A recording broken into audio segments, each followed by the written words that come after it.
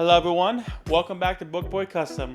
Today we're going to be replacing the front brakes on my 1992 Chevrolet S10. Front brakes are a very easy thing to do. Anyone can do them in the driveway.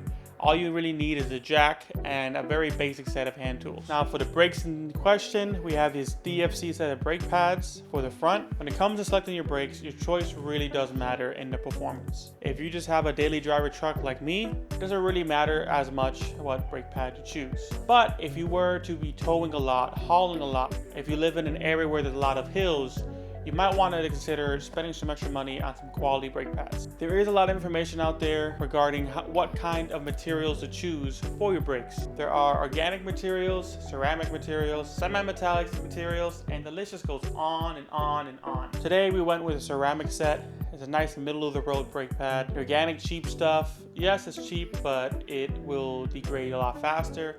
Ceramic's right there in the middle and it should perform pretty well. Another thing to consider is the hardware. A lot of more expensive brake sets will come with all your hardware that you need and will also include a little tube of grease. My set was a little bit on the cheaper side and it did not come with either. There are a couple of tricks that I will show you guys on how to compress your piston and whether or not to replace your rotors. Another thing to consider is, should you replace your rotors? In most cases, yes, it wouldn't hurt. In other cases, it wouldn't hurt to also resurface them. A lot of auto parts stores that you buy your brakes from will actually resurface your rotors for you. It just takes having a second car, take your brakes apart, and bringing your rotors with you when you go to buy your brakes. There are a lot of things to consider when resurfacing.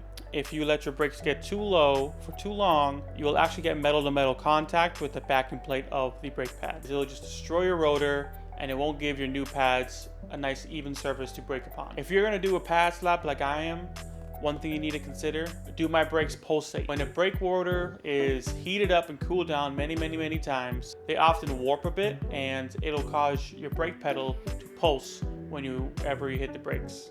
When it's in extreme amounts, it can be very bad and you can actually lose the control of your vehicle, especially with front brakes. So I've actually never done specifically a Chevy S10 front brake job yet, but I have done a lot of old school Chevy front brakes. I've done a lot of newer Chevy front brakes and it shouldn't be that different. If you guys know how to do brakes on an S10, you should know how to do brakes on anything else. Depending on which front end is actually in this truck, you may need to remove the wheel bearings in order to remove the rotor. For that simple reason, and also the reason that the owner before me had put drilled rotors in here, I just wanted to keep the nice rotors instead of replacing them with a cheaper set. So let's get on with it, and I hope you guys enjoy.